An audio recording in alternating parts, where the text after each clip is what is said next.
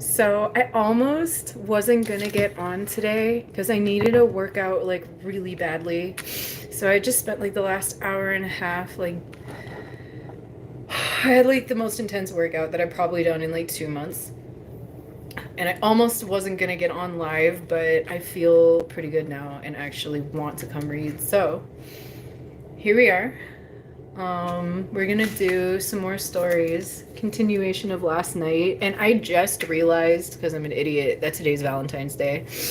So it will be our H.P. Lovecraft bedtime stories for lonely and broken hearts this evening. Excellent. Um, I hope some people come in soon, and I'm gonna light this candle because fire makes everything so much better, doesn't it?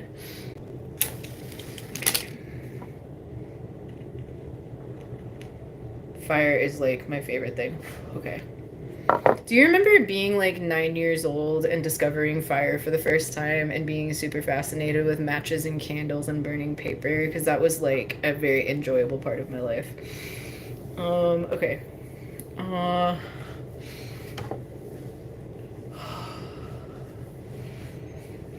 Okay, I'm gonna take a moment and I'm gonna relax. I'm like really tired and I'm gonna drink some water while some people are coming in.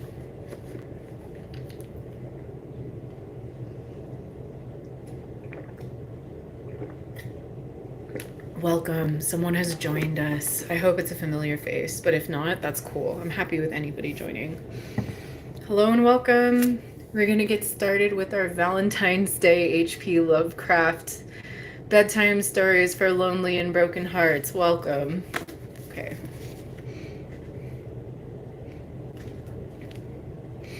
What were the stories we were talking about yesterday?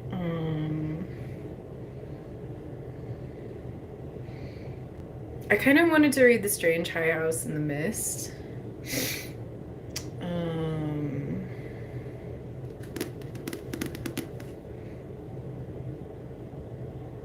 Let's start with that. 204.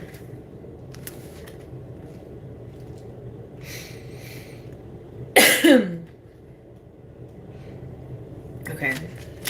The Strange High House in the Mist.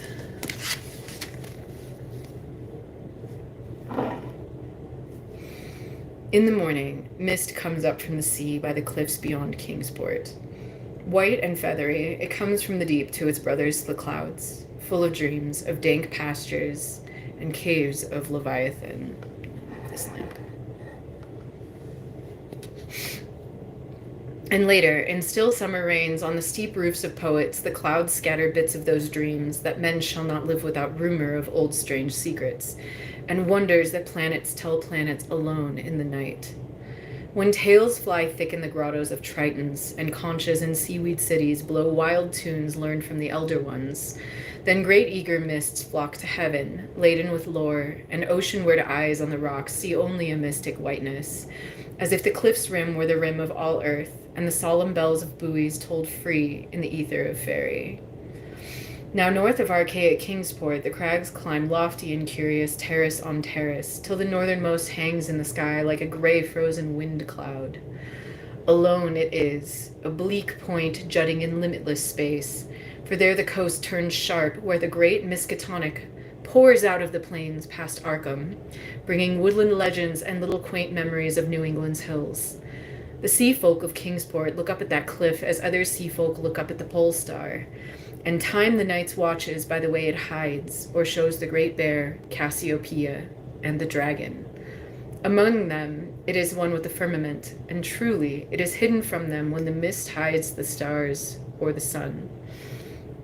Some of the cliffs they love, as that whose grotesque profile they call Father Neptune, or that whose pillared steps they term the causeway. But this one they fear because it is so near the sky. The Portuguese sailors coming in from a voyage cross themselves when they first see it, and the old Yankees believe it would be a much graver matter than death to climb it, if indeed that were possible. Nevertheless, there is an ancient house on that cliff, and at evening men see lights in the small paned windows. Got a few people coming in. Hi. The ancient house has always been there, and people say one dwells within who talks with the morning mists that come up from the deep.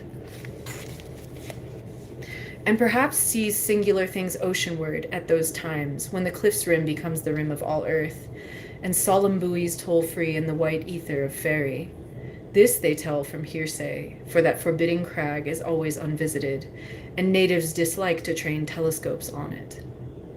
Summer boarders have indeed scanned it with jaunty binoculars, but have never seen more than gray primeval roof, peaked and shingled, whose eaves come nearly to the gray foundations, and the dim yellow light of the little windows peeping out from under those eaves in the dusk. These summer people do not believe that the same one has lived in the ancient house for hundreds of years, but cannot prove their heresy to any real kingsporter, even the terrible old man who talks to leaden pendulums and bottles, buys groceries with centuried Spanish gold, and keeps stone idols in the yard of his antediluvian cottage in Water Street, can only say these things were the same when his grandfather was a boy. And that must have been inconceivable ages ago, when Belcher or Shirley or Pawnell or Bernard was governor of His Majesty's province of the Massachusetts Bay.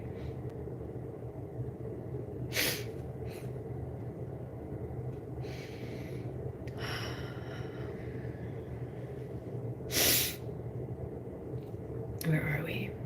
Then one summer there came a philosopher into Kingsport. His name was Thomas Olney, and he taught ponderous things in a college by Narragansett Bay. With stout wife and romping children he came, and his eyes were weary with seeing the same things for many years, and thinking the same well-disciplined thoughts. He looked at the mists from the diadem of Father Neptune, and tried to walk into their white world of mystery along the Titan steps of the causeway. Morning after morning he would lie on the cliffs and look over the world's rim at the cryptical ether beyond, listening to spectral bells and the wild cries of what might have been gulls. Then, when the mist would lift and the sea would stand out prosy with the smoke of steamers, he would sigh and descend to the town, where he loved to tread the narrow olden lanes up and down hill and study the crazy tottering gables and odd pillared doorways which had sheltered so many generations of sturdy sea folk. And he even talked with the terrible old man who was not fond of strangers, and was invited into his fearsomely archaic cottage, where low ceilings and wormy paneling hear the echoes of disquieting soliloquies in the dark small hours.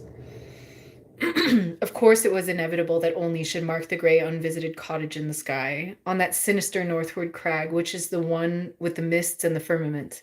Always over Kingsport it hung, and always its mystery sounded in whispers through Kingsport's crooked alleys. The terrible old man wheezed a tale that his father had told him, of lightning that shot one night up from the peaked cottage to the clouds of higher heaven.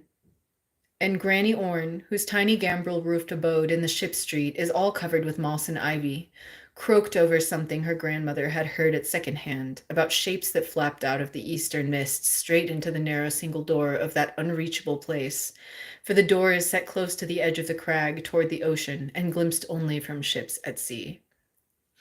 At length, being avid for new strange things, and held back by neither the Kingsporter's fear nor the summer boarder's usual indolence, only made a very terrible resolve.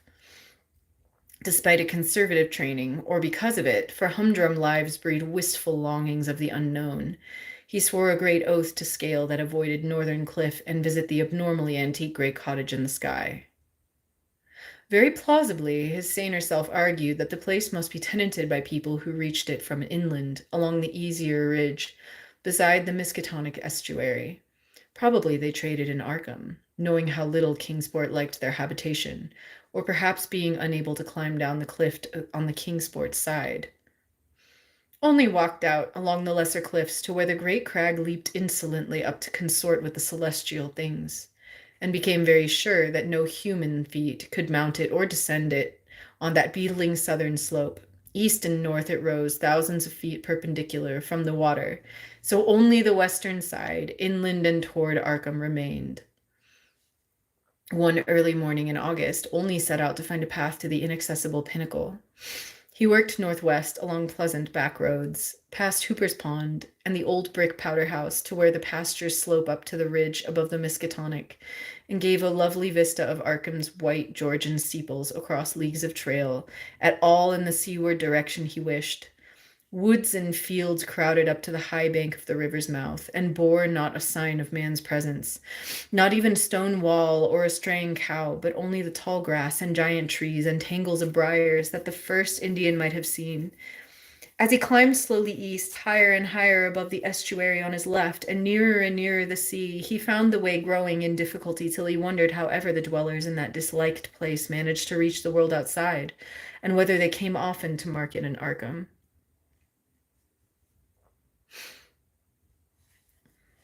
Then the trees thinned, and far below him on his right, he saw the hills and antique roofs and spires of Kingsport. Even Central Hill was a dwarf from his height, and he could just make out the ancient graveyard by the Congregational Hospital, beneath which rumor said some terrible caves or burrows lurked. Ahead lay sparse grass and scrub blueberry bushes, and beyond them the naked rock of the crag and the thin peak of the dreaded gray cottage. Now the ridge narrowed and only grew dizzy at his loneliness in the sky. South of him, the frightful precipice above Kingsport. North of him, the vertical drop of nearly a mile to the river's mouth. Suddenly, a great chasm opened before him, 10 feet deep, so that he had to let himself down by his hands and drop to a slanting floor, and then crawl perilously up a natural defile in the opposite wall. So this was the way the folk of the uncanny house journeyed betwixt earth and sky. When he climbed out of the chasm, a morning mist was gathering, but he clearly saw the lofty and unhallowed cottage ahead, walls as gray as the rock and high peaks standing bold against the milky white of the seaward vapors. And he perceived that there was no door on this landward end, but only a couple small lattice windows with dingy bull's-eye panes leaded in the 17th century fashion. All around him was cloud and chaos, and he could see nothing below the whiteness of illimitable space. He was alone in the sky with this queer and very disturbing house, and when he sidled around to the front and saw that the wall stood flush with the cliff's edge, so that the single narrow door was not to be reached save from the empty ether, he felt a distinct terror that altitude could not wholly explain, and it was very odd that shingles so worm-eaten could survive.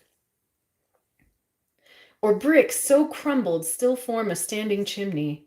As the mist thickened, Olney crept around to the windows on the north and the west and south sides, trying them, but finding them all locked. He was vaguely glad they were locked, because the more he saw of that house, the less he wished to get in. Then a sound halted him. He heard a lock rattle and a bolt shoot, and a long creaking follow, as if a heavy door were slowly and cautiously opened. This was on the oceanward side that he could not see, where the narrow portal opened on blank space thousands of feet in the misty sky above the waves. Then there was heavy, deliberate tramping in the cottage, and Olney heard the windows opening, first on the north side opposite him, and then on the west just around the corner. Next would come the south windows, under the great low eaves on the side where he stood, and it must be said that he was more than uncomfortable as he thought of the detestable house on one side and the vacancy of upper air on the other. When a fumbling came in the nearer casements, he crept around to the west again, flattening himself against the wall beside the now open windows. It was plain that the owner had come home. But he had not come from the land, nor from any balloon or airship that he could have imagined. Steps sounded again, and Olney edged round to the north, but before he could find a haven, a voice called softly, and he knew he must confront his host.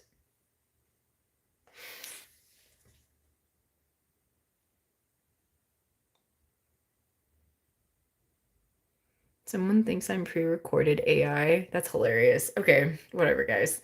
Happy Valentine's Day. I haven't eaten more chocolate today. Today I celebrated with, today I made an Irish coffee with, it was so good, you guys. Okay, I had an Irish coffee with Irish cream and screwball whiskey. So it was like peanut butter Irish cream coffee, and that was my Valentine's Day treat. And then I danced like an idiot to my favorite party dance trash playlist.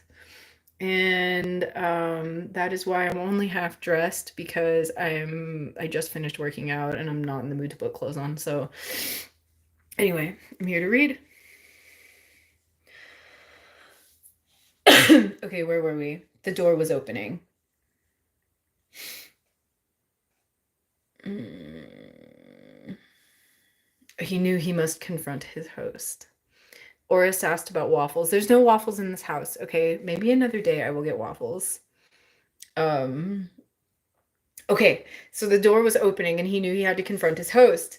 Stuck out of the west window was a great black bearded face whose eyes were phosphorescent with the imprint of unheard of sights. But the voice was gentle and of a quaint olden kind, so that only did not shudder when a brown hand reached out to help him over the sill and into that low room of black oak wainscots and carved Tudor furnishings. The man was clad in a very ancient garments, and had about him an unplaceable nimbus of sea lore and dreams of tall galleons.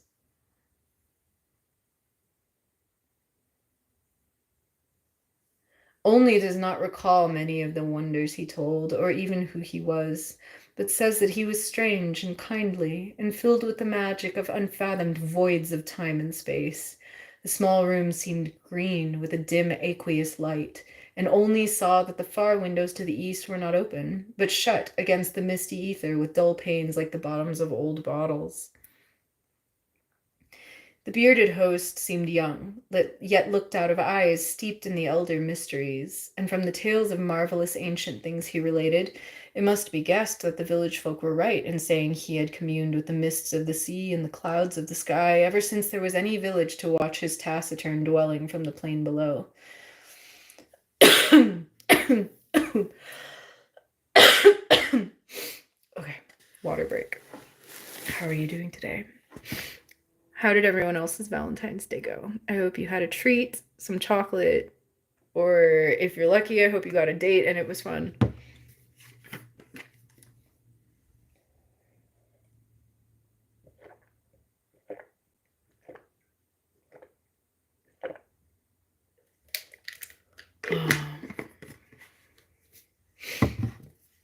Okay, let's continue. Aura says, I did some day drinking. Yeah, me too. Day drinking is always fun. Work and Bloody Caesars. Like the salad or the casino. Okay. Okay. Where was I? Oh yeah, his eyes had seen things that old people see. Okay. A little homemade. Okay, it was a salad. It was a Caesar salad. Okay. That's yummy. Drinks? What kind of drinks did you have? Remember, if you're eating something interesting, you have to tell me. You're legally obligated to tell me. I haven't had dinner yet, but I had like a really big lunch. Like, okay, this is what I ate for lunch today. I'm staying in a house sitting house, so I'm eating the food that's here, and that's always an adventure for me because I didn't shop for it. So for lunch today, I had toast with sardines and cream cheese and onions, and that was delicious. And sardines are like supposedly really healthy for you. Like they have tons of omega-3 fatty acids. So that's what I ate, and I'm not hungry. Like I ate that at 3. I'm probably gonna be hungry at 11 at night or something.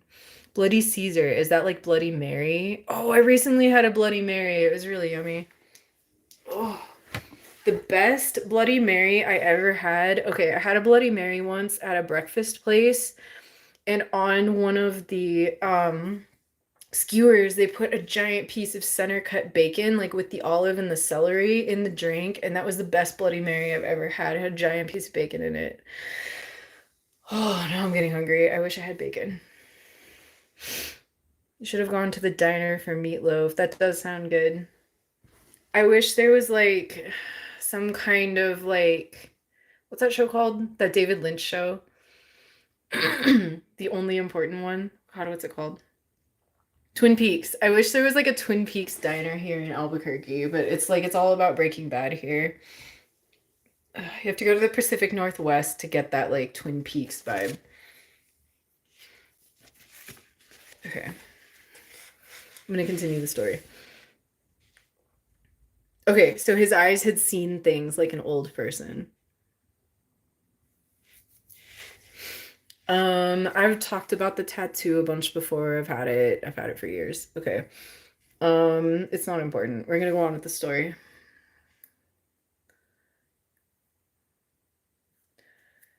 Okay. The bearded host seemed young, yet looked out of eyes steeped in elder mysteries. Okay, we read it that. Okay. From the tales of marvelous ancient things he related, it must be guessed that the village folk were right in saying he had communed with the mists of the sea and the clouds of the sky ever since there was any village to watch his taciturn dwelling from the plain below. And the day wore on, and still Olney listened to the rumors of old times and far places, and heard how the kings of Atlantis fought with the slippery blasphemies that wriggled out of the rifts in the ocean's floor, and how the pillared and weedy temple of Poseidon is still glimpsed at midnight by lost ships, who knew by its sight that they are lost. Years of the Titans were recalled, but by the host grew timid when he spoke of the dim first age of chaos before the gods or even the elder ones were born, and when the other gods came to dance on the peak of Haseg Kla in the stony desert near Ulthar, beyond the river sky. It was at this point there came a knocking on the door, that ancient door of nail-studded oak beyond which lay only the abyss of white cloud. Olney started in fright, but the bearded man motioned him to be still, and tiptoed to the door to look out through a very small peephole. What he saw he did not like, so he pressed his fingers to his lips and tiptoed around to shut and lock all the windows before returning to the ancient settle beside his guest. Then Olney saw lingering against the translucent squares of each of the little dim windows in succession a queer black outline as the caller moved inquisitively about before leaving. And he was glad his host had not answered the knocking, for there are strange objects in the great abyss. There are indeed strange objects in the great abyss, and the seeker of dreams must take care not to stir up or meet the wrong ones. And then the shadows began to gather, first little furtive ones under the table, and then bolder ones in the dark paneled corners. And the bearded man made enigmatical gestures of prayer and lit tall candles in curiously wrought brass candlesticks. Frequently he would glance at the door as if he expected someone, and at length his glance seemed answered by a singular rapping, which must have followed some very ancient and secret code.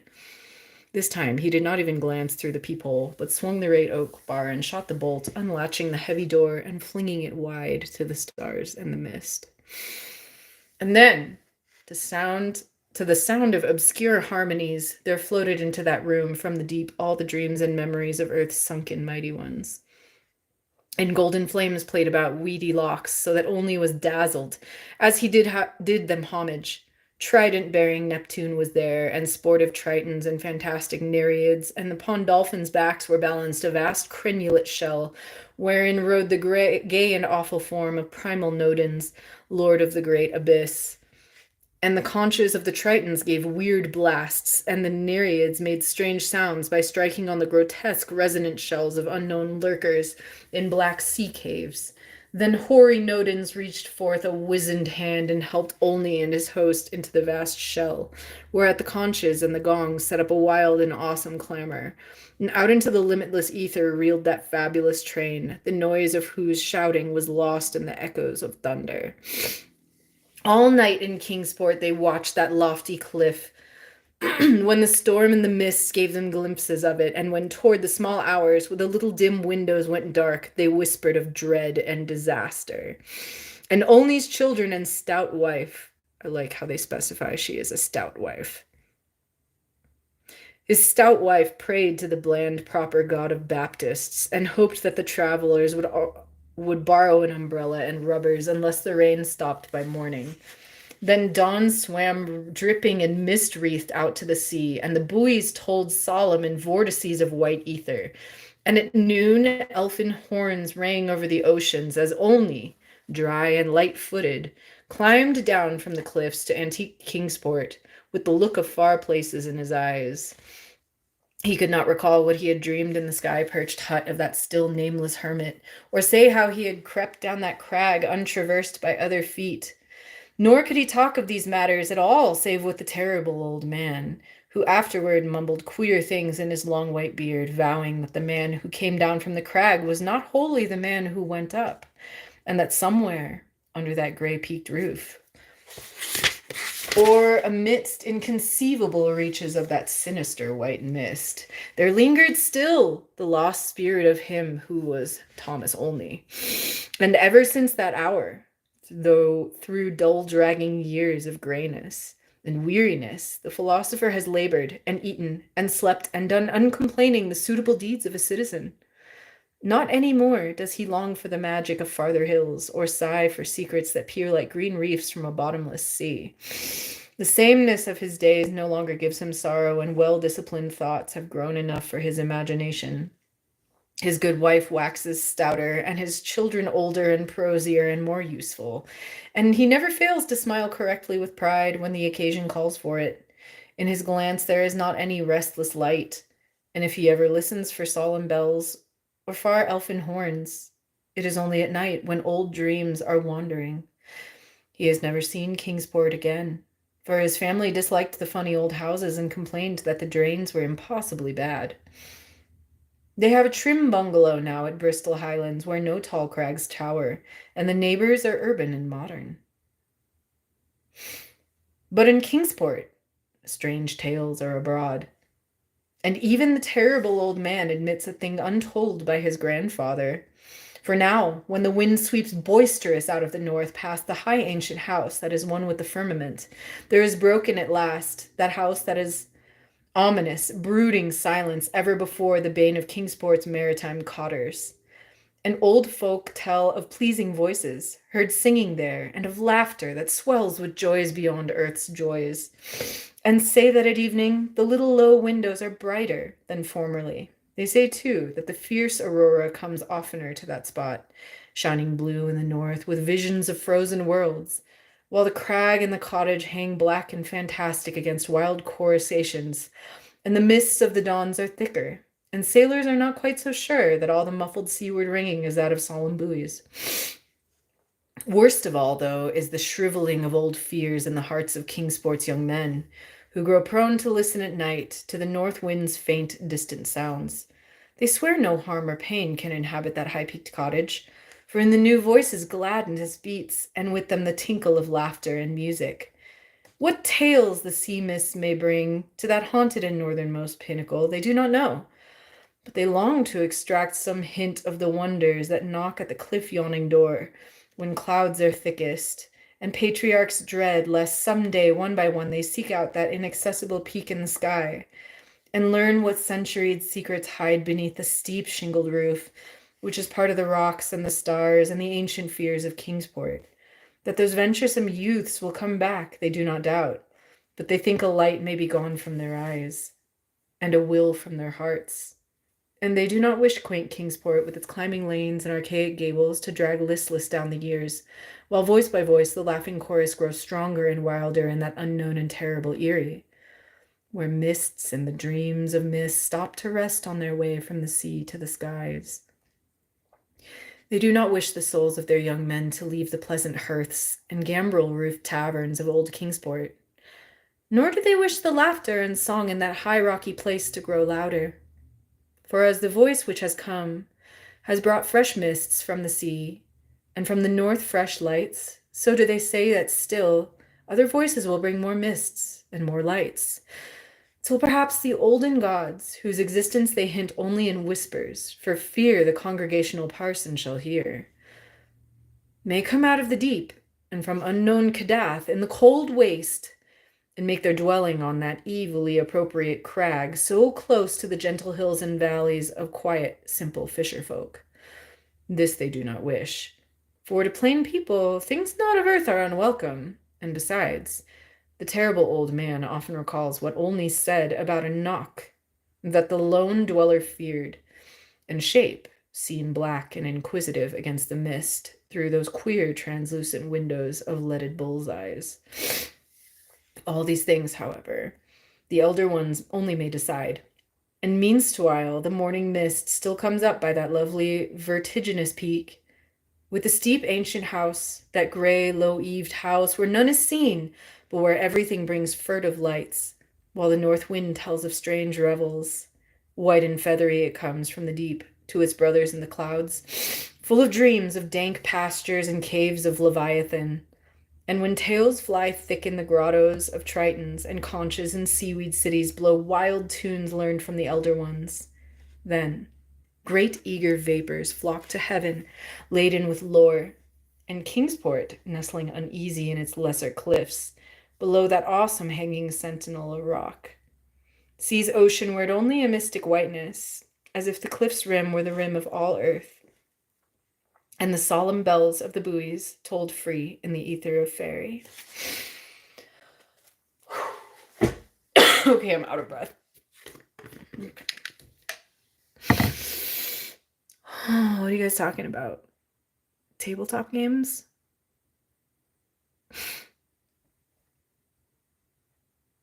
You probably read the Jabberwocky. Who hasn't read the Jabberwocky? Okay, whatever. I'm not going to complain.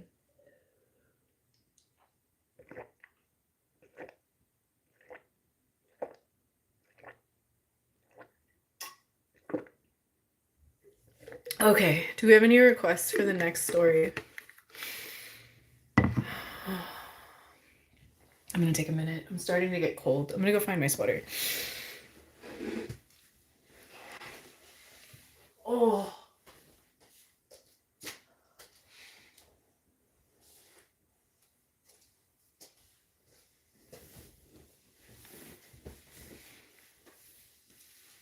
Oh, it's raining here today. It's so cozy in here. Oh.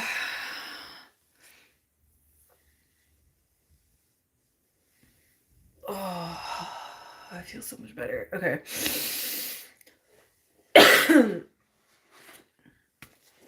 You guys play Warhammer? I've never played Warhammer. It's probably fun.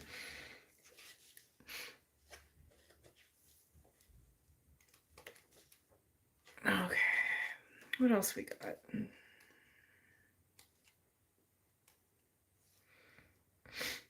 How about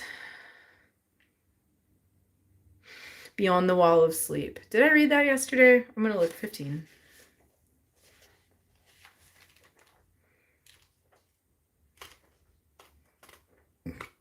Oh my god, did you guys hear that Civ 7 is coming out? And I'm so sad because I don't have a computer that can play it. I didn't even play Civ 6. But I was really into Civ 4 and 5.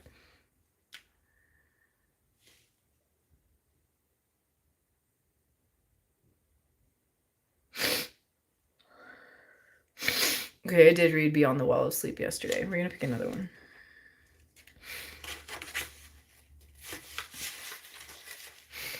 Dreams in the Witch House. Oh yeah. Okay. Okay, I'm gonna read Dreams in the Witch House. Oh, I may not last long tonight.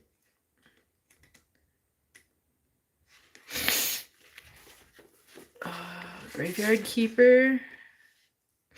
Civ 6.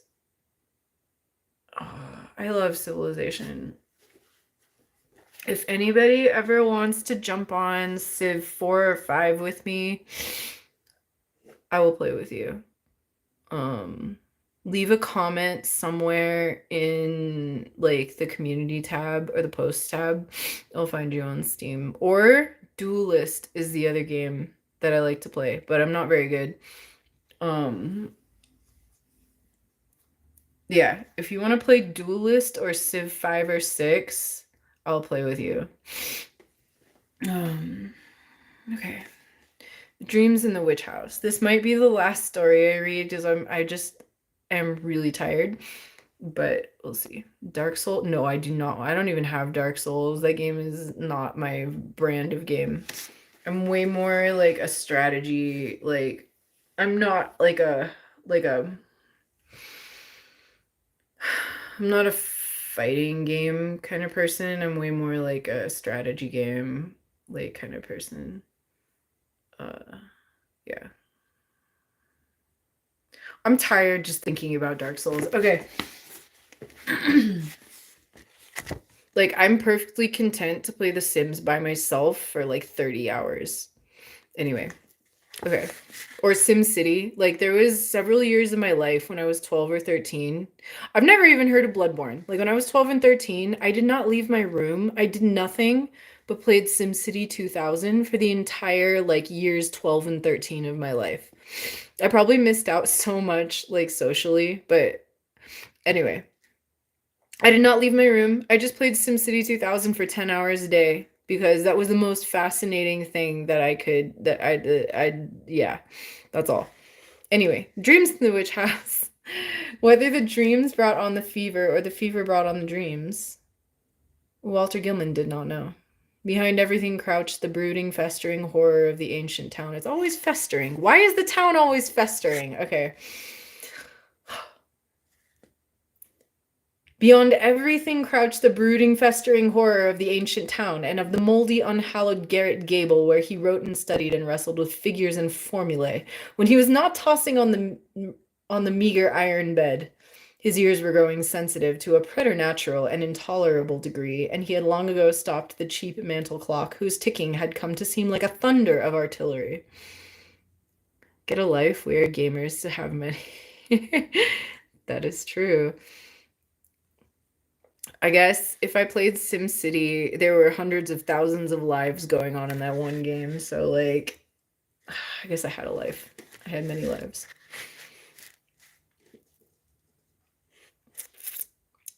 Okay, let's get back to Walter Gilman. He had long ago stopped the cheap mantel clock, whose ticking had come to seem like a thunder of artillery. At night, the subtle stirring of the black city outside, the sinister scurrying of rats in the wormy partitions, and the creaking of hidden timbers in the centuried house were enough to give him a sense of strident pandemonium. The darkness always teemed with an unexplained sound, and yet he sometimes shook with fear lest the noises he heard should subside and allow him to hear certain other fainter noises which he suspected were lurking behind them. He was in the changeless, legend-haunted city of Arkham, with its clustering gambrel roofs that sway and sag over attics which witches hid from the king's men in the dark, olden days of the province. Nor was any spot in that city more steeped in macabre memory than the gable rooms which harbored him. For it was this house and this room which had likewise harbored old Kezia Mason, whose flight from Salem jail at the last no one was ever able to explain. That was in 1692. The jailer had gone mad and babbled of a small white-fanged furry thing which scuttled out of Keziah's cell, and not even Cotton Mather could explain the curves and angles smeared on the gray stone walls with some red sticky fluid. Ew. Ew, brother, ew. Possibly Gilman ought not to have studied so hard. Non-Euclidean calculus and quantum physics are enough to stretch any brain, and when one mixes them with folklore and tries to trace a strange background of multidimensional reality behind the ghoulish hints of the Gothic tales and the wild whispers of the chimney corner, one can hardly expect to be wholly free from mental tension. Gilman came home from Haverhill, but it was only after he had entered college in Arkham that he began to connect his mathematics with the fantastic legends of elder magic. Something in the air of the hoary town worked obscurely on his imagination. The professors at Miskatonic had urged him to slacken up, and had voluntarily cut down his course at several points. Moreover, they had stopped him from consulting the dubious old books on forbidden secrets that were kept under lock and key in a vault at the university library. But all these precautions came late in the day, so that Gilman had some terrible hints from the dreaded Necronomicon of Abdul al-Hazred, the fragmentary Book of Ibon, and the suppressed Unausprechlichen Kulten of von Zunt to correlate with his abstract formulae on the properties of space and the linkage of dimensions known and unknown. Oris says the witch house sounds like a seedy motel room. It does kind of. He knew his room was in the old witch house. That indeed was why he had taken it. There was much in the Essex County records about Keziah Mason's trial, and what she had admitted under pressure to the court of Oyer and Terminer had fascinated Gilman beyond all reason. She had told Judge Hathorne of lines and curves that could be made to point out directions leading through the walls of space to other spaces beyond, and had implied that such lines and curves were frequently used at certain midnight meetings in the dark valley of the White Stone beyond Meadow Hill, and on the unpeopled island in the river. She had spoken also of the Black Man, of her oath, and of her new secret name of Nahab. Then she had drawn those devices on the walls of her cell and vanished. Gilman believed strange things about Keziah and had felt a queer thrill on learning that her dwelling was still standing after more than 235 years. When he heard the hushed Arkham whispers about Keziah's persistent presence in the old house and the narrow streets, about the irregular human tooth marks left on certain sleepers, and in that other houses about the childish cries heard near May Eve, and Hallowmas, about the stench often noted in the old house's attic just after those dread seasons, and about the small, furry, sharp-toothed thing which haunted the moldering structure, and the town and nuzzled people curiously in the black hours before dawn, he resolved to live in the place at any cost.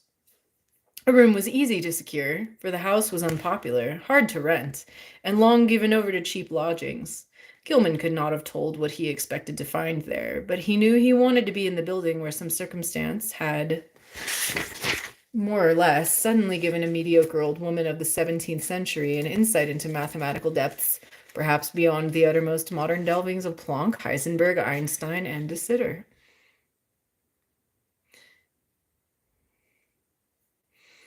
No, you're not too late. I'm reading The Dreams in the Witch House right now. Okay. Talking about this woman who might have gone mad because she combined her knowledge of folklore with that of quantum physics.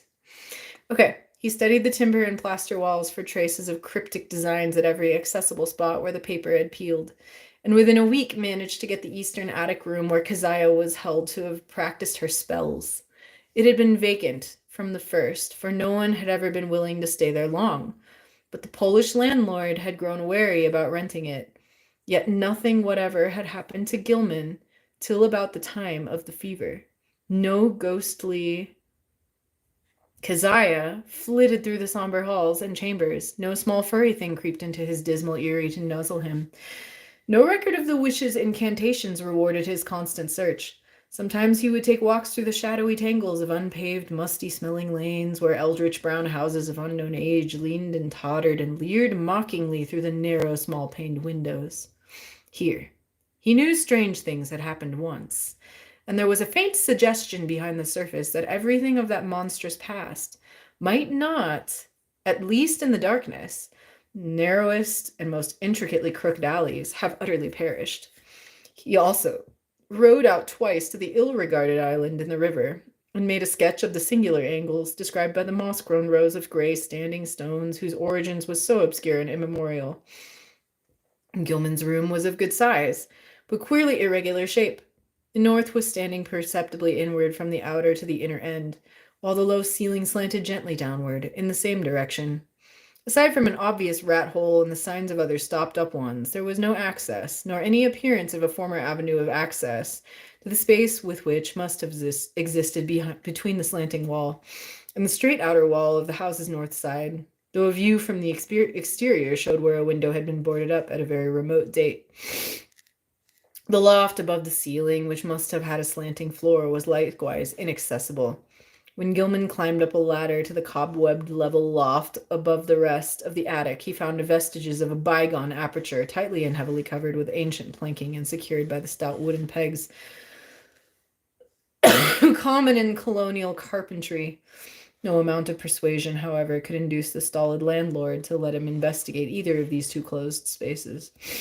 As time wore along, his absorption in the irregular wall and ceiling of his room increased, for he began to read into odd angles a mathematical significance which seemed to offer vague clues regarding their purpose.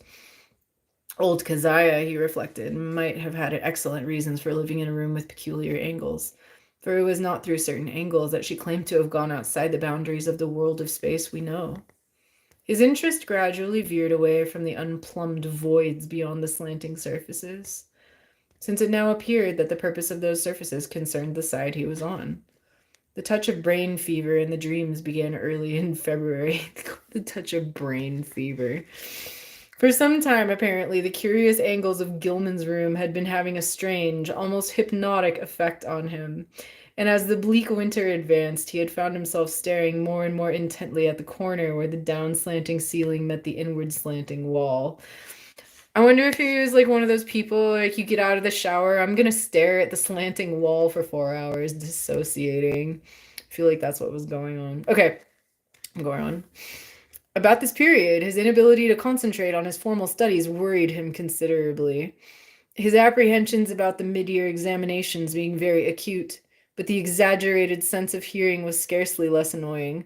Life had become an insistent and almost unendurable cacophony, and there was that constant terrifying. This just sounds like my sophomore year in college. Okay, I'm sorry. I'm having a hard time taking this story seriously.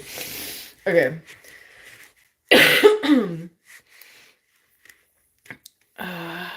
Oli asks, why are you called Sausage Factory? Because it's like I'm like on a quest to like understand my creative process, and it's not pretty watching the sausage get made. So that's why it's called the Sausage Factory. Is like I feel like a lot of stuff I'm posting is like behind the scenes of like what I'm trying to do, and it's not very pretty. Okay.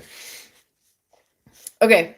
Anyway, back to our story where our main character is basically staring at the wall in a towel for 4 hours and he's anxious about his exams. He's basically in college. This is normal. Everybody in college deals with this anxiety. Okay, whatever.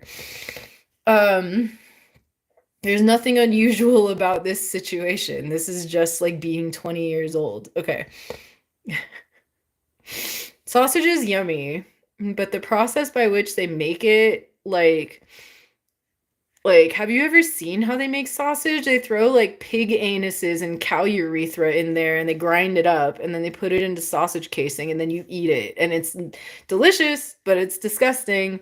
That's why you don't want to know. Like, you don't want to see behind the scenes. You just want the smoke and mirrors and see everything being pretty, you know? Okay, anyway. Moving on. Back to this dude's sophomore year in college.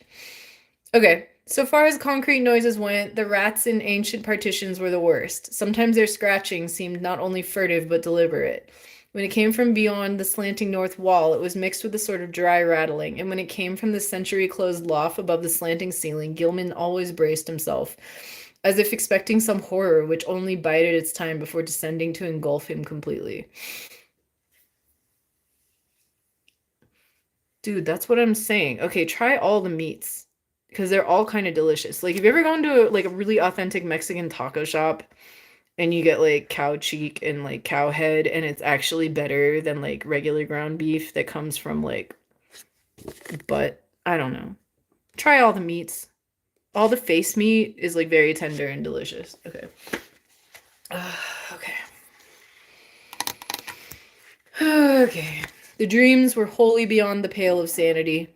Gilman felt that they must be a result jointly of his studies in mathematics and in folklore. He had been thinking too much about the vague regions which his formulae told him must lie beyond the 3 dimensions we know, and about the possibility that old Keziah Mason, guided by some influence past all conjecture, had actually found the gate to these regions.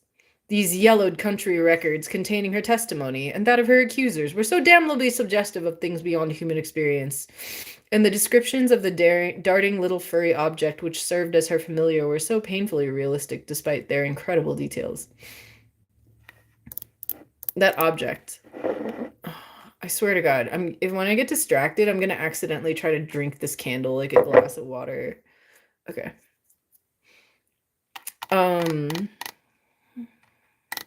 Goes great with waffles. You guys are hilarious today. Got a cold? No, I'm getting over a cold. I got a kind of a bad cold when I went to Austin because long story short, I jumped in a van with some strangers and they all had like flu. And we went to party in Austin and then I got sick. But it was a good time before I got sick. Okay. Anyway, I'm like bored of this story. It's not that scary. It just sounds like he went to college and had anxiety. Like, okay. Okay, I'm gonna interrupt this story for a second because like I have also had dreams that were like really messed up, but also interesting. So like at one point, like after college, I was thinking a lot about quantum physics. I don't know why, because I'm a nerd. And then I had a dream that I became one-dimensional and went through a black hole and I got spaghettified. Like, I just feel like dude was thinking too much about stuff that's like outside of human experience. Okay. Okay, I'll keep reading. Maybe it gets better. I just feel like whenever the story ends, like, and he panicked about the unfathomable strangeness of the unknown. I'm like, yeah, okay, dude, whatever. Like, okay, this better be good. I'm losing my patience. I had a dream once where I lived on a trampoline planet. That sounds like a salvia trip. That sounds fun as hell. I had a dream that Earth was filled with like skateboard ramps. Like there were no roads. Like you basically like the whole world was a skate park with like half pipes and ramps and you get around by like doing jumps and stuff. Like and I remember being like, I don't even skateboard, dude. How do I get around here? Like this kind of sucks. Like it's cool if you skateboard, but I don't. Um anyway, okay. And then last night I had a dream that like the whole world was like a ski jump. Like there's a giant snow hill that I had to ski down to get where I needed to go. I'm like, dude, I've never salvia is terrible. Don't do it, kids. Salvia is illegal now. Back when I did it, it was legal. I don't do drugs. Okay. Um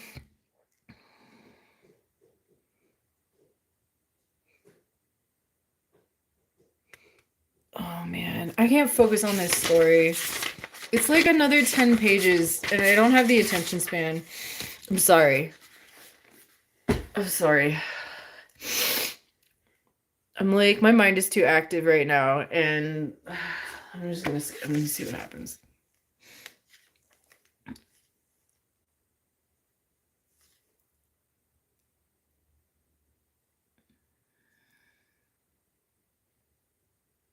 Okay. I'm gonna have to continue this another day. A dinosaur came. I had a dream where everyone was in my house and I couldn't get them to leave. That's like every day of my life. I guess that's not true. I spend a lot of time alone now. Oh man, not being able to get someone to leave is like the worst nightmare. That's like, oh man. Hashtag just introvert things. Um,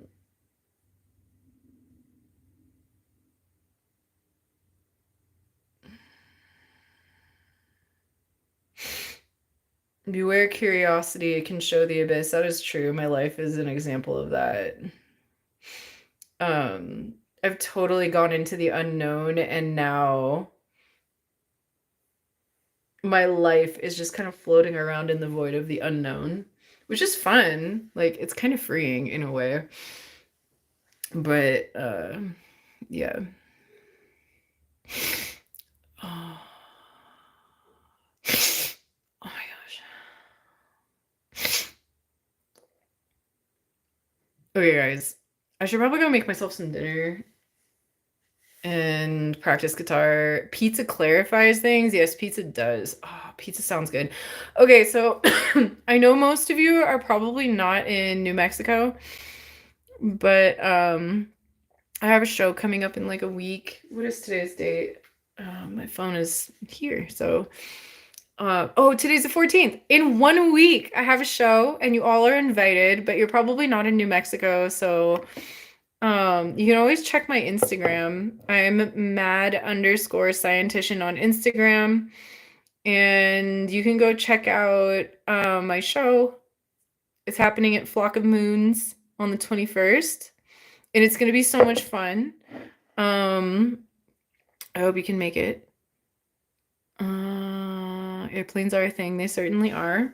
And there's also trains. So if you live in like LA or Texas, you can take the Amtrak train and you can get to Albuquerque. Um, but yeah, there are many ways if you really want to.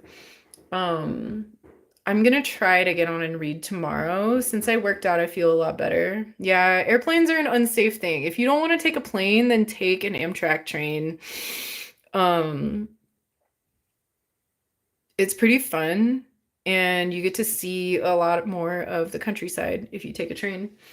Um, so there are many ways. Or like, I'm gonna try to get on tomorrow and read more. I'm gonna try to organize my day a little better. Don't go? Okay. Should I make some dinner and then eat on stream?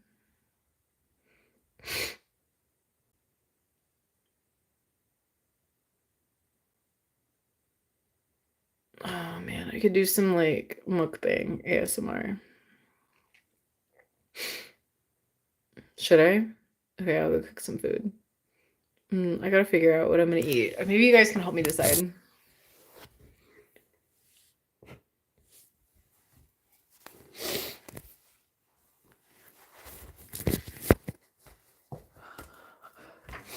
Oh my gosh, cat just went running out of the room. Oh, I'm so sore. I'm so hungry. I just danced my butt off for like an hour. Hot Pocket? There's no Hot Pockets here. Okay. I'm gonna show you what's in the fridge. I can't, like, I don't know what I want. Oh, there is fish that I took out. But I had fish yesterday. I'm not in the mood. I hate this. I hate this mood where I don't know what I want. I want something kind of warm and comforting. Let's see. Hot Pocket. Who is that guy? Jim Gaffigan? Is he the guy that makes fun of Hot Pockets? Oh man, what am I doing with my life?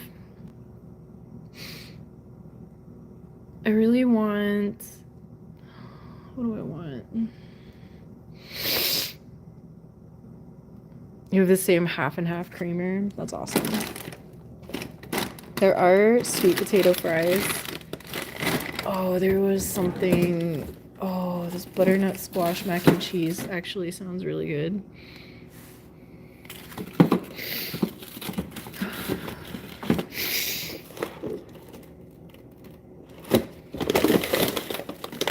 Oh, there's dumplings. What do I want? What do I want, you guys? Dino Nuggies. There's no... This is not a Dino Nuggies house. This house is classier than Dino Nugs.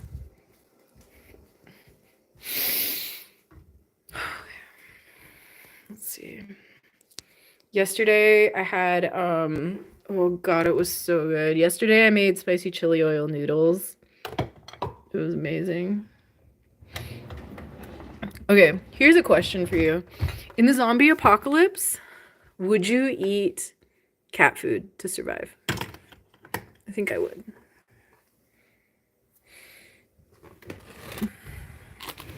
Okay, there's lots of noodles here. I keep gravitating toward the gnocchi. It's like something I really want. I think I'm gonna do palak paneer and naan. I'm trying not to think about it and just eat my favorite things.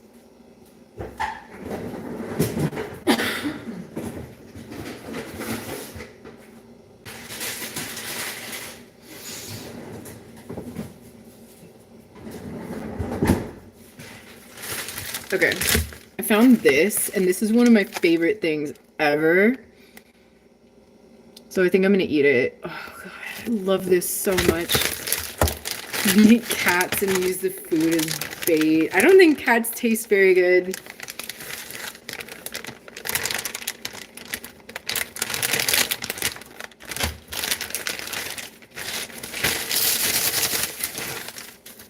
My family used to joke a lot about eating the cats.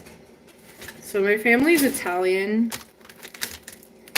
and they lived through World War II, and there was famine, and when they came to the United States, they would constantly joke about eating the cats.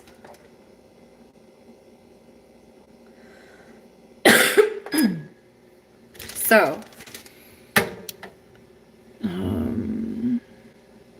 yeah. So that was a constant joke in my family that we were going to make cat burgers out of the cats. Cats probably taste like Chinese food. I don't know, maybe. In the distance, I hear a tiny meow. Where's the cat?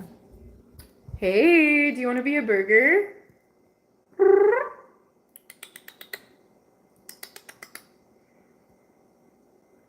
Oh, 2 burgers. I'm so excited. I'm gonna make dumplings. I'm gonna make shumai out of them. Oh, they're so cute. Like adorable little dumpling packages. So good. I shouldn't joke. I wouldn't do that. I just want to love them and pretend to bite them. Don't you just like when you're holding a cat, you just want to like, you just want to eat them? I don't know. It's like cute aggression or something. Okay, how do I do this? Okay, I just love that paneer is an excuse to eat a crap ton of cheese. I love it so much. Okay. What am I doing with my life? Okay. Eat on high for 2 minute. Okay. I've like forgotten how to use a microwave. Okay. Heat on high. And then let's, okay, all right. I can handle it. I can handle it. I can do it. You leave it, puncture film. I knew it. Okay.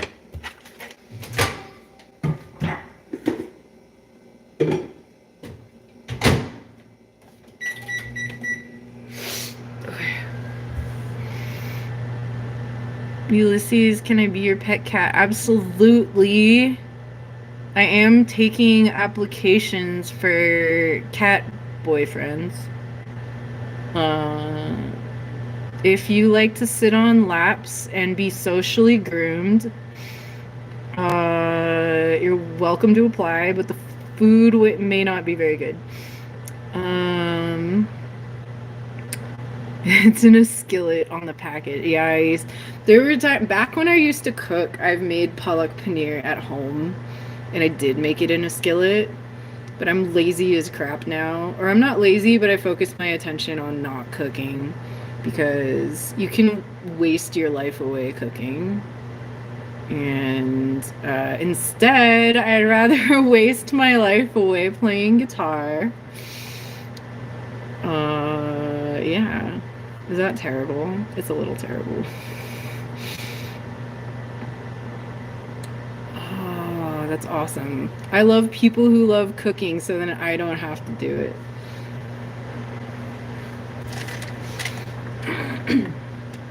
Yes. Because I love food. And somehow, like, delicious food continues to enter my life. Like, I don't know. I'm very lucky.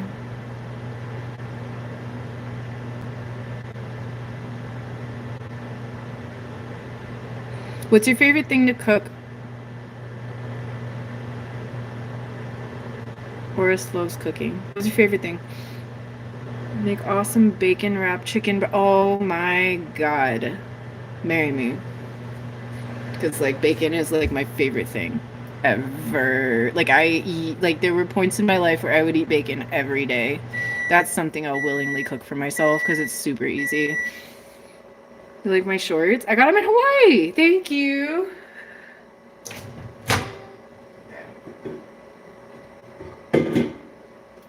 Okay. We're venting. Who's got something to vent about? Okay, we peel back. We stir. We listen and we don't judge. That's what venting is all about. We listen and we don't judge.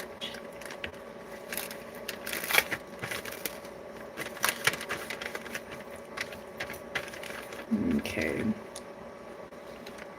Oh, that's good. I love this so much. Okay.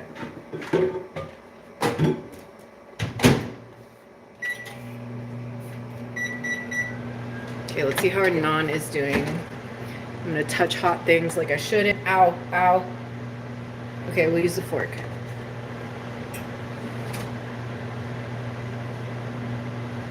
Okay, we're gonna toast it a little longer.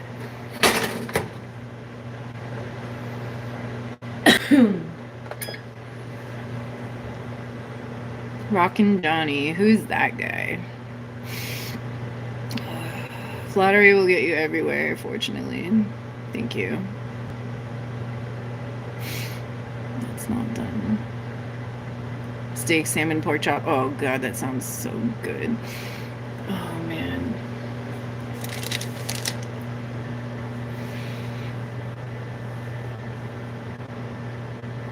Okay.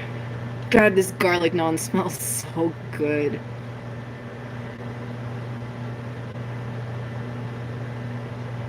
I've learned to appreciate fruit for what it is. Fruit is one of my favorite things.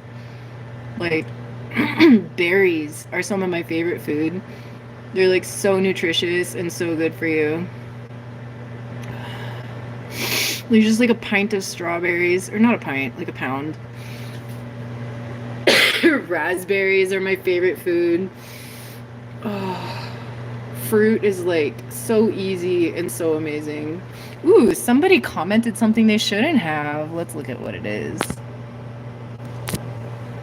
Who said something?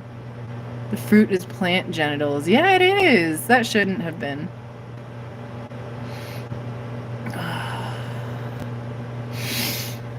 I don't think that should have been hidden. Whoever's moderating, because like that is an accurate scientific statement. Like fruit is plant ovaries and we put them in our mouths. That is what they are. That is not a controversial statement, nor is it vulgar.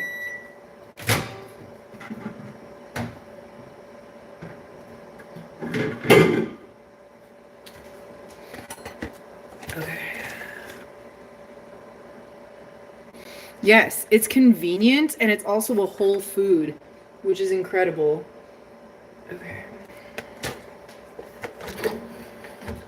I'm gonna stop this. I'm gonna get a plate so I eat like a civilized human being.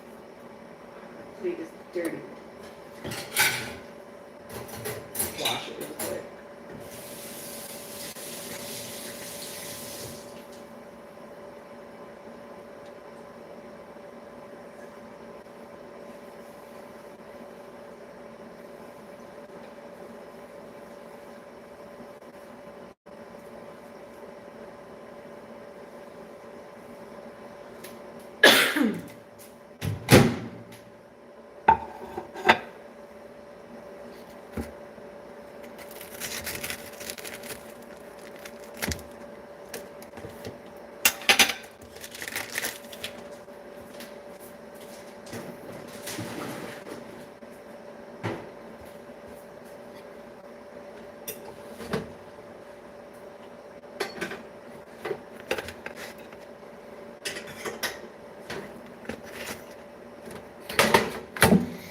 Okay.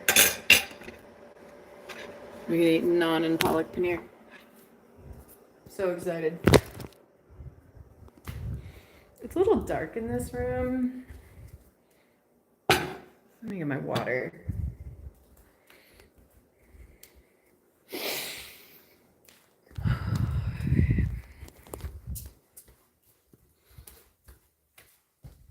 Dude, okay. Let me tell you about some of the cat mischief I've dealt with today. These cats, okay. This owner did not really explain the entirety of the cat drama in this house. So I've had to figure it out a little bit on my own, which is not my favorite, but it's also entertaining. So the cat drama in this house, here's the tea. I have to give one of the cats medicine. And I was not told that the cat will actually attack me when I give it medicine. The cat is mad. So I figured out, like, if I trap the cat in the carrier and leave the medicine in a dish, it will eventually eat the medicine. But getting to that point was like harrowing.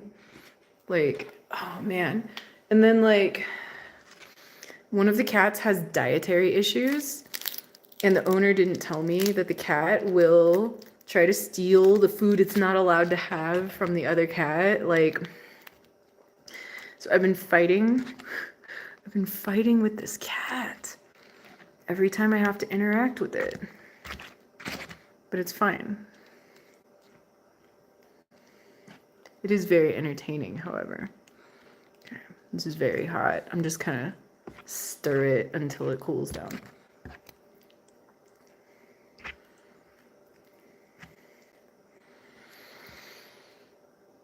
Okay, it's been a good day. It's a good day when I do things that I enjoy, make my body feel good. Oh man.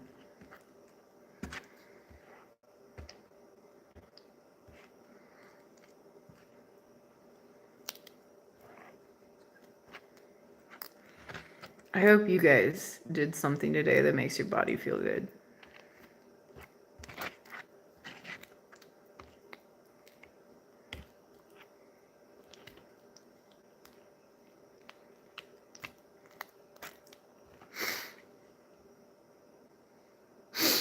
Oris asked, do the cats try to take advantage of you like kids with a babysitter?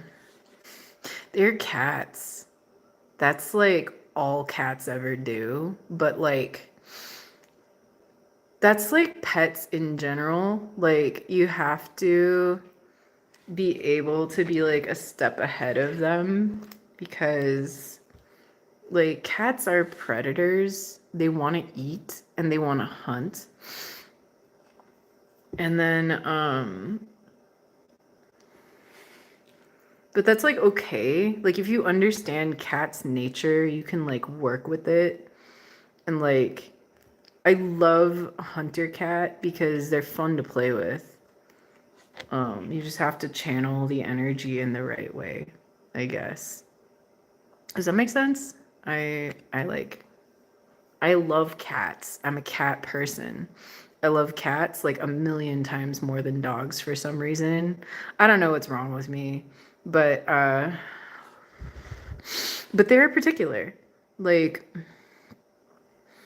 they hurt, like they will attack you if you do something they don't like. You have to learn like the specifics of each cat. Like every cat has a different personality. Like some cats, if you touch them on the butt, they love it. Some cats, if you touch them on the butt, they will attack you and they hate it. Or like some cats love to be scratched on the chin. Some cats only want to be touched on the forehead and nowhere else, or they will attack you and you will bleed. Look at this. Look at this. Like, I haven't been attacked by a cat in like years. This is the first time, but the first time for everything. But some cats will try to murder you. It's true. Some cats are very, very murderous. But that is cat energy.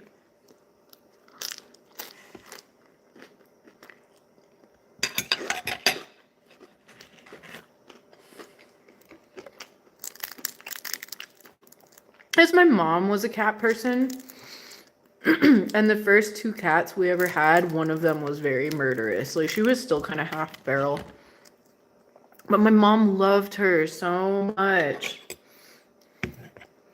She was the kind of cat that if you didn't feed her soon enough in the morning, she would attack your ankles. But she was so fluffy. She was fluffy and black.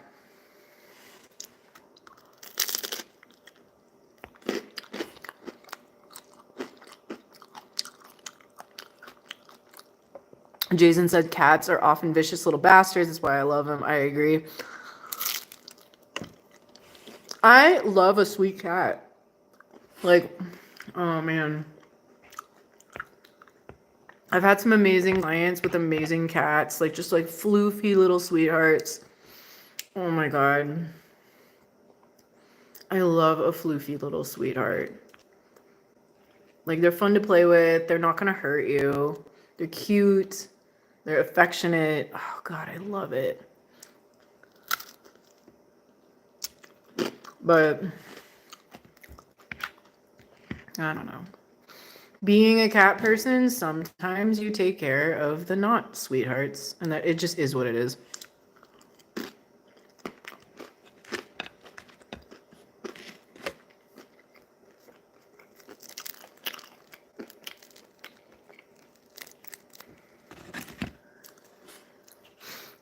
this is so good. I'm so happy right now. Oh my God.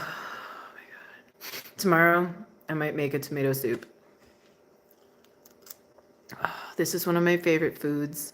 So when I scanned the freezer and found it in there, I was so happy because I haven't had palak paneer in a while.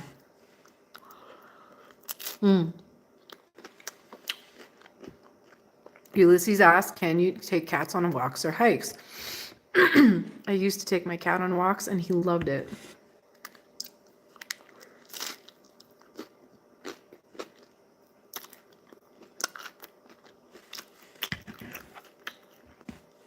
Or it says my cat could hear me open a tuna can from a mile away.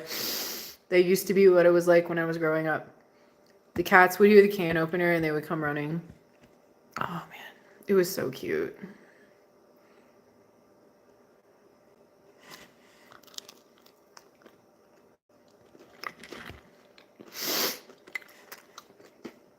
Okay, I just want to say, tuna can is one of my favorite Tim Robinson phrases. Do you guys ever watch I Think You Should Leave?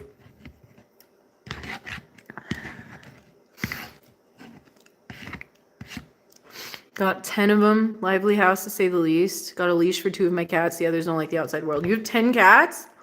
Jason, are you serious? 10 cats. For reals? Oh, spinach. Wow. Okay, how did you end up with 10 cats?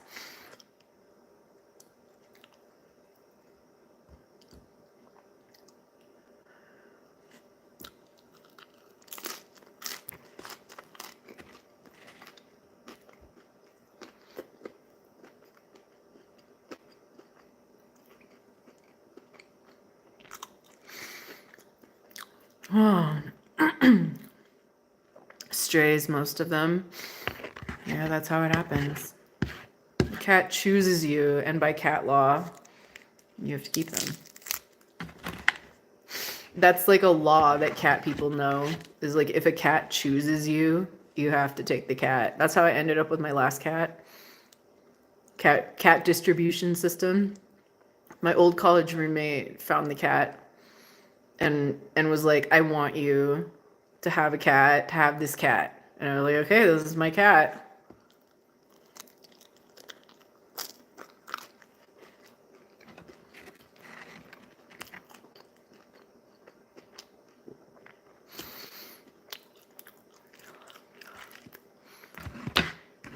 Oh God.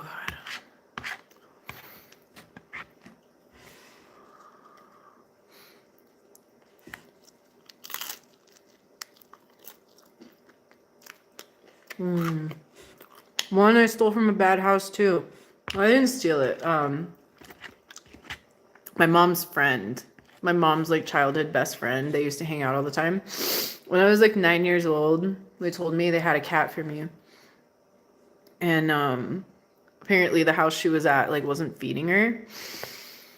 So my mom's best friend stole this cat and gave it to me on Halloween. I was 8, so it must have been like 96 or something. And this cat ended up being my best friend until she died. Like she would sleep on my bed. Oh, she was so cute. It was my first experience with a Siamese. I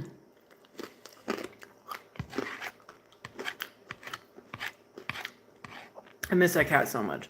She was such a good cat. She would hang out with me while I was studying or doing my homework. She would just sleep on my bed. She was amazing. Just so affectionate.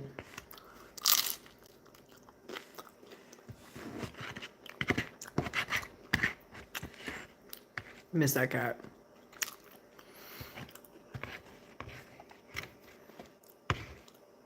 And there was a dog that I heard about in my family, but I think I was too young to remember him. There was a very beloved dog in my family that was like, he was like really well trained and like he could do all sorts of tricks and like everybody loved that dog. Oh man. There's always one. Like every family always has that one amazing pet.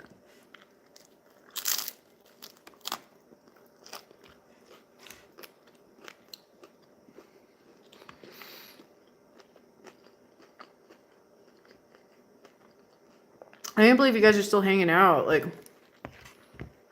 thanks for hanging.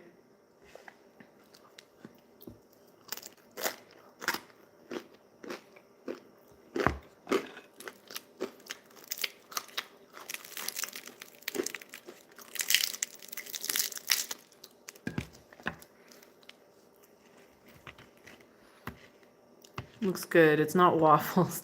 I wish I had a waffle, but you know what? Sometimes you don't have waffles. I'm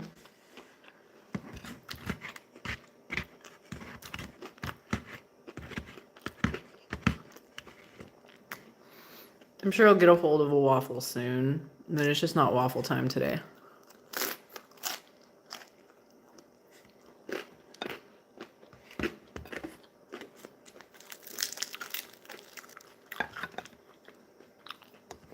Oh, this is so delicious. Oh.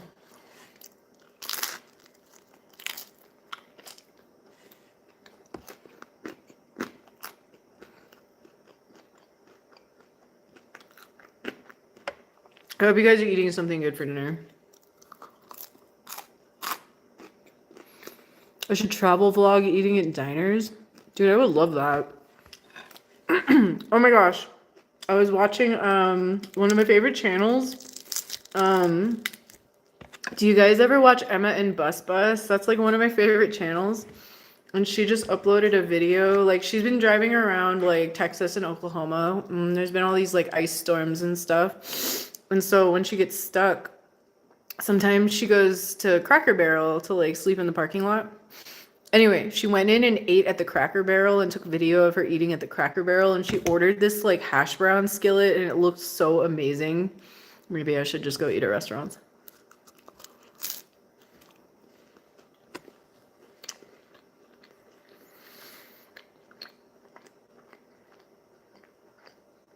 But like usually when I end up at restaurants that are really good, it's people taking me and I want to be present.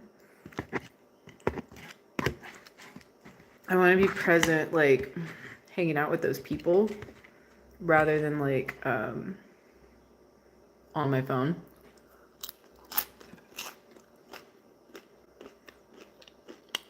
Country fried steak. Oh my God. God, that sounds so good. I love fried food.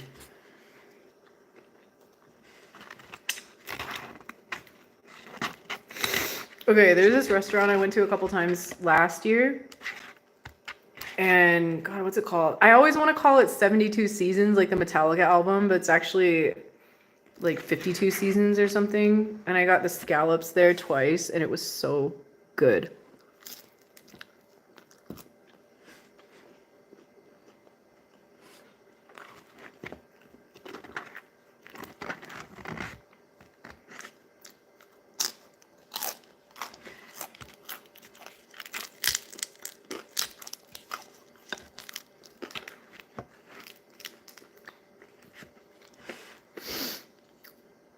Oh God, bacon wrapped scallops.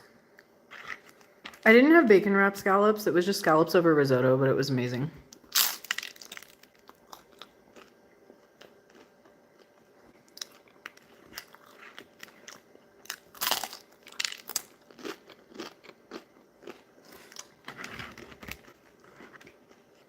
Okay, I'm actually starting to get full.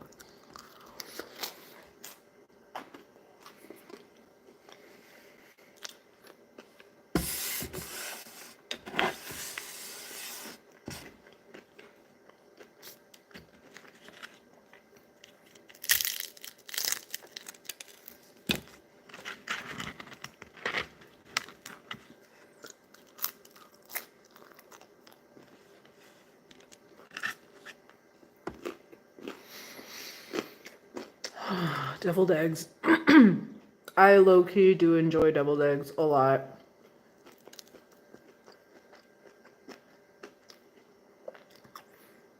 Like, actually, they should make deviled eggs with like truffle salt and truffle aioli. I would be super down for that.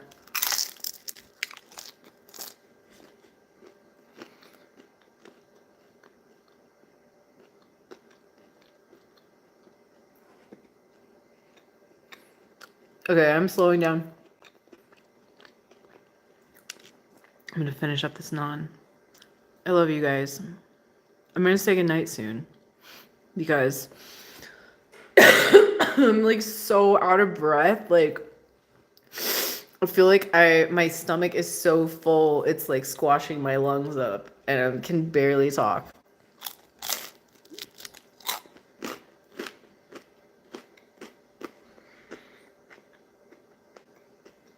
Thank you for joining me.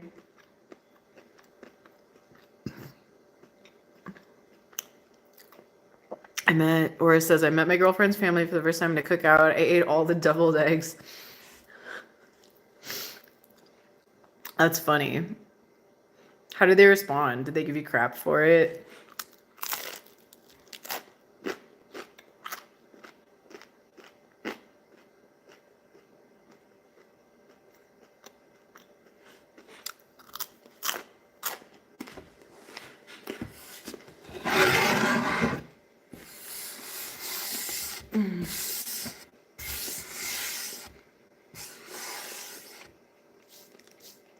Disdain for sure. Oh no. Are you guys still together? Did you guys survive the disdain of you eating all the eggs?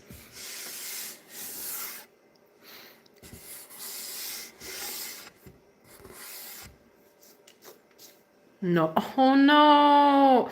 You're too good for her. Like, if they don't support you eating, if you can't handle me at all, my eating deviled eggs worst, and you don't deserve me at my arugula salad best.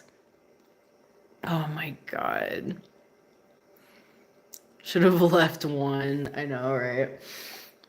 Seriously, like, why does that have to be a big deal? I don't understand people. Like, dude wants to eat all the deviled eggs. Like, why can't he eat the deviled egg? Like, they're out there. They're there to be eaten. Why are you gonna get weird about him eating all the eggs? I don't know. People are weird. Okay. I, for one, stand you eating all the deviled eggs.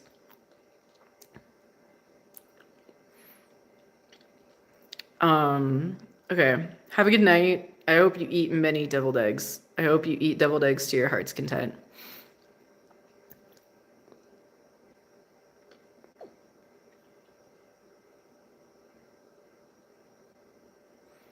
Okay, have a good night. I'll talk to you later.